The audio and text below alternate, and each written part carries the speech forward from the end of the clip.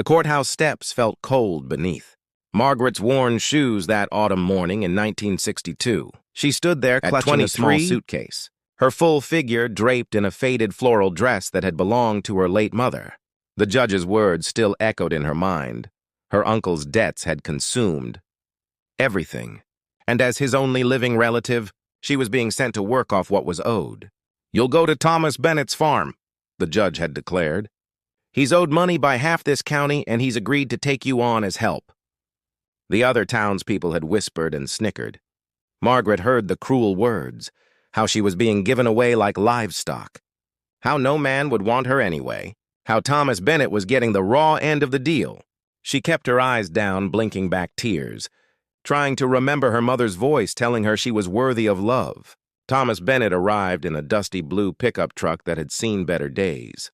He was a broad man in his late 50s, with weathered hands and kind eyes that crinkled at the corners. His gray-streaked hair caught the sunlight as he removed his worn cap and nodded to her respectfully. "Miss Margaret," he said simply, his voice gentle and unhurried. "I'm Thomas. Let me help you with that." He took her suitcase without fuss and opened the truck door for her. Margaret climbed in, expecting judgment or disappointment in his expression, but found only patience. They drove in comfortable silence through winding country roads. Margaret watched the landscape change from the shabby outskirts of town to rolling fields that seemed to stretch endlessly under the wide blue sky. After a while, Thomas spoke. "I lost my wife Eleanor 3 years back," he said quietly. "The house gets mighty lonely. I could use the company more than the help, truth be told."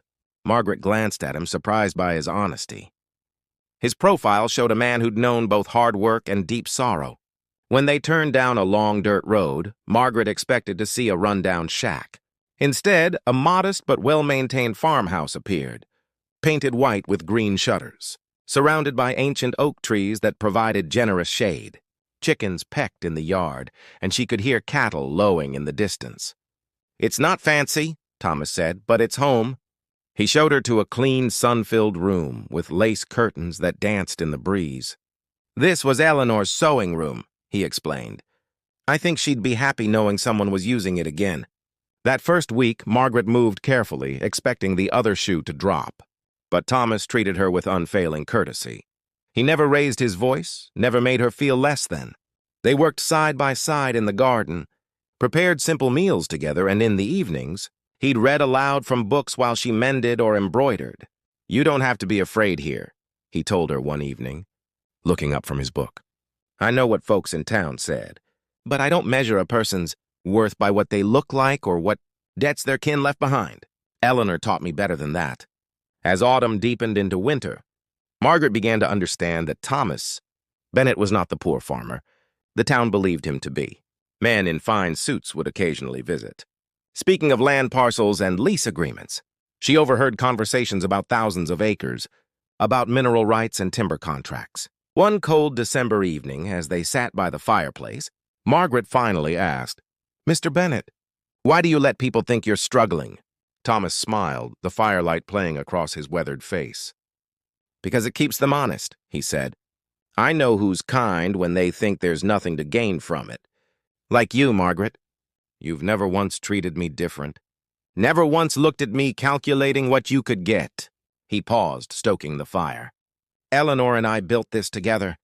She was like you, full-figured, beautiful, with a heart that could warm a room. People judged her, too, but I knew better. I've always known better." Margaret felt tears slip down her cheeks. In 6 months, she'd found something she'd never had, a home where she was valued. "You're not here to pay off a debt," Thomas said gently. "You're here because I saw a young woman who deserved kindness, and I had plenty to give." By spring, Margaret had transformed the farmhouse with her touch. Flowers bloomed in window boxes. Her embroidery decorated the walls, and laughter had returned to rooms that had been silent too long. Thomas began teaching her about the land, about the business he'd built quietly over decades. "When I'm gone," he told her one morning as they walked through, fields of new wheat, "this all goes to you. Not because you worked off some debt, but because you gave an old man a reason to come home at night. You gave me family again." Margaret stopped walking, overwhelmed. "Mr. Bennett, Thomas, he corrected gently. Just Thomas. Thomas, she said, her voice thick with emotion. I'm the one who should be grateful. You saved me. He shook his head, smiling. We saved each other, Margaret. That's how family works. Years later, long after Thomas had passed peacefully in his sleep, Margaret would stand on the porch of that white farmhouse and remember his kindness. She'd turned thousands of acres into a sanctuary for others who'd been cast aside, proving every day that worth isn't measured in pounds or dollars, but in the size of one's heart.